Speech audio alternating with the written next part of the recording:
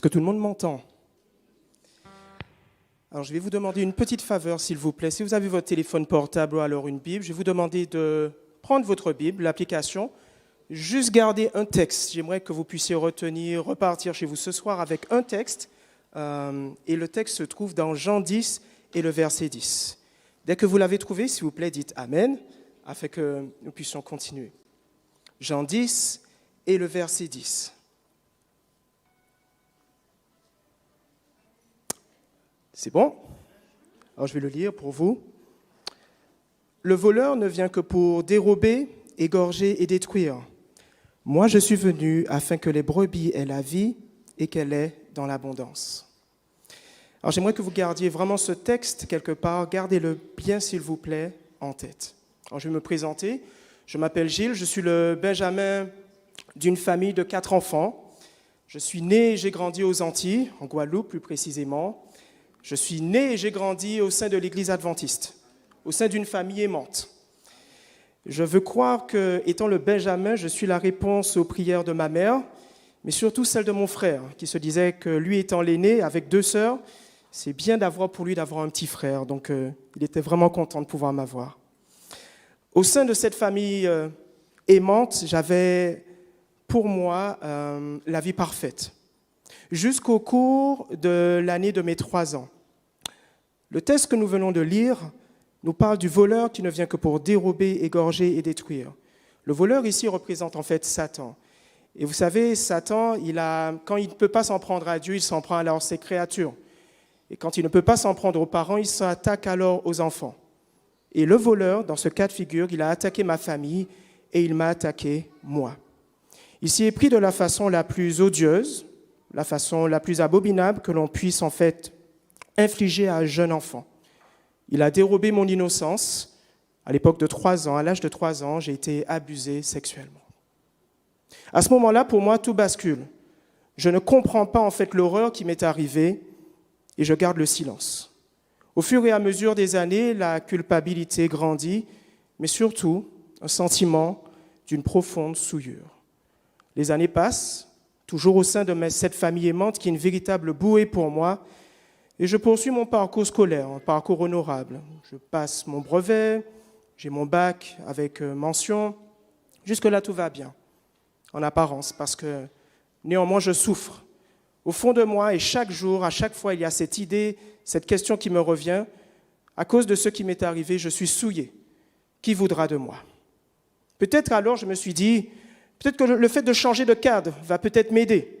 Mes sœurs ayant fait leurs études en France, après le baccalauréat, pour ceux et celles qui viennent des Antilles, vous savez, prendre l'avion de Pôle Caraïbes pour la France, c'est toujours un moment de déchirement, mais je me suis dit, peut-être que changer de cadre va m'aider. Je me rends alors en France pour poursuivre mes études universitaires, en présence de mes sœurs qui sont une présence pour moi, également un puits de conseil. Mais cette douleur profonde que j'ai au fond de moi devient de plus en plus aiguë. Pour couronner le tout, vous savez, à l'époque, s'il y avait un dictionnaire avec le mot « friend zone », je suis sûr que vous auriez mis ma photo. J'étais vraiment le garçon sympa, gentil, mais sans plus. Et ceci me faisait énormément souffrir. Je me disais, qui voudra de moi? Qui voudra de moi? Et il y a environ plus d'une dizaine d'années de cela, Dieu m'a envoyé un signe, une preuve qu'il m'aime et qu'il ne m'abandonne pas. À un moment, ma sœur m'a posé une simple question. Elle m'a dit, Gilles, en réalité elle m'a dit Gilou, c'est mon surnom affectif. Elle m'a dit, Gilou, qu'est-ce qui te fait souffrir? Et vous savez, pour ceux et celles qui sont habitués à botter en touche, quand on a ce genre de questions, on dit toujours ça va. Alors moi, par contre, à ce moment-là où ma sœur m'a posé la question, j'avais absolument, au fond de mon cœur, épuisé toutes les possibilités de dire ça va, ça va, ça va, ça va. Je ne pouvais plus le dire. Et à ce moment-là, je lui ai parlé. Ceci m'a fait énormément de bien. Ma sœur a dit, je vais en parler à mon autre sœur, nous allons te soutenir. Nous l'ignorons que tu étais en train de souffrir en silence. Puis au cours de cette année-là, il y a environ une dizaine d'années, arrive un moment tant redouté pour moi.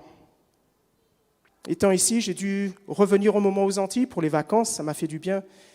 Et j'avais dans mon cœur notamment de devoir dire ce qui m'était arrivé à mes parents, à ma mère, à mon grand frère. C'était un moment redouté pour moi parce que pour ceux qui me connaissent, ils savent que j'aime mes parents. Mes parents étaient... Si je sais que Dieu m'aime, c'est grâce à l'amour de mes parents. Et notamment aussi de mon grand frère. Je préférais pour moi souffrir en silence, couler comme le Titanic, plutôt que de faire souffrir ceux qui m'avaient entouré, qui m'avaient choyé, qui avaient toujours été là.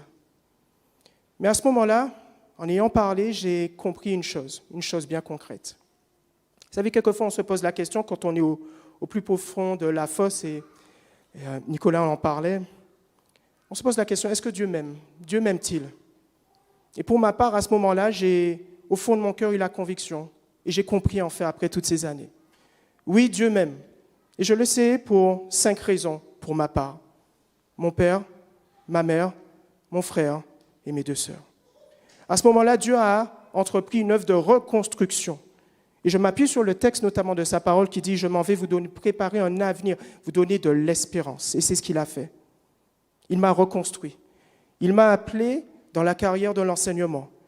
Et c'est incroyable quand même, parce que quand j'y pense moi-même, moi qui, pendant des années, des décennies, me suis dit encore et encore, je ne vaux rien, je ne suis rien, je suis nul, je ne vais pas y arriver.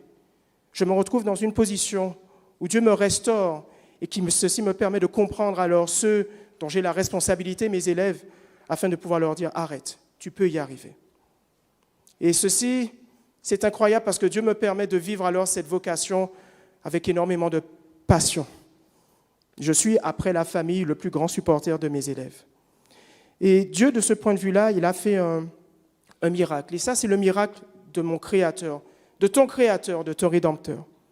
Dans Michée 6, verset 8, il est écrit ceci. « On t'a fait connaître aux hommes ce qui est bien et ce que l'Éternel demande de toi, c'est que tu pratiques la justice, que tu aimes la miséricorde et que tu marches humblement avec ton Dieu. » Mes membres de ma famille sont-ils parfaits? Non.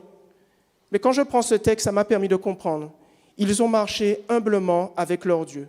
Et dans leur marche humble avec leur Dieu, ils m'ont apporté exactement ce dont j'avais besoin. J'aimerais maintenant faire un appel à ceux qui sont pères, qui ont ce privilège.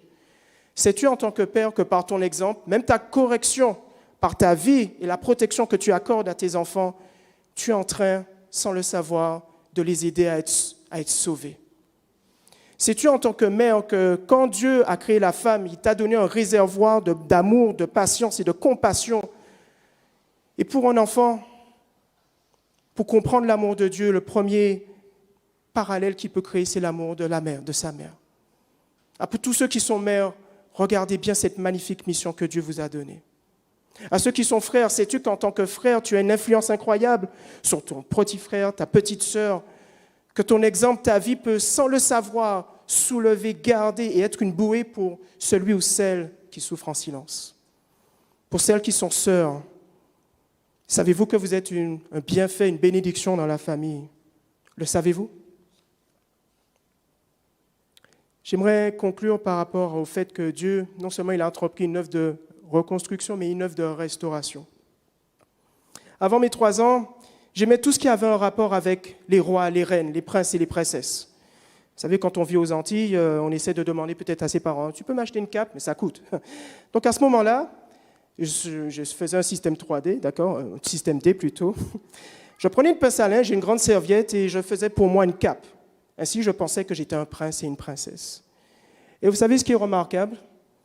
Ce rêve et cette aspiration que j'ai eue à l'âge de 3 ans, qui était au fond de mon cœur complètement détruit, asséché, oublié, comme une fouille archéologique, Dieu est allé le déterrer. Il est allé le chercher au plus profond de mon cœur. Il m'a permis 3 décennies plus tard de vivre un idéal que je croyais impossible.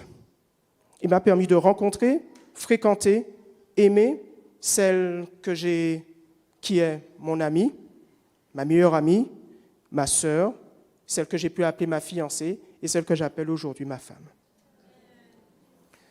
J'aimerais conclure pour vous dire simplement cette chose suivante. À toi qui souffres parce que le voleur, à savoir Satan, t'a dérobé, égorgé ou détruit quelque chose en toi, toi qui souffres en silence, le texte que nous avons lu au départ Relisons-le ensemble. Moi, déclare le Christ, je suis venu afin que le brebis, à savoir nous ayons la vie et qu'elle soit dans l'abondance.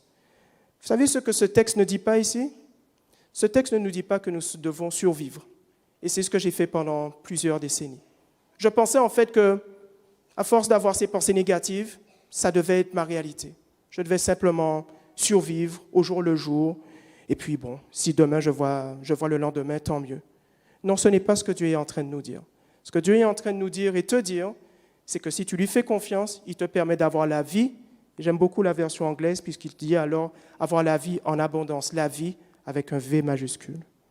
Voyez-vous, pendant des années, je me suis posé la question, qu'est-ce que je peux apporter alors? Et Christ l'a répondu à cette question que peut-être certains d'entre vous se posent, qu'est-ce que je peux apporter dans ce monde? Dans Jean 9 et le verset 3, par rapport à l'épisode de celui qui était aveugle, il a déclaré ceci. Ce n'est pas que lui ou ses parents aient péché, mais c'est afin que les œuvres de Dieu soient manifestées en lui.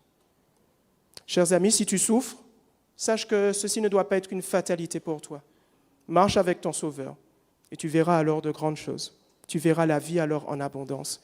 Et c'est ma prière pour chacun de vous.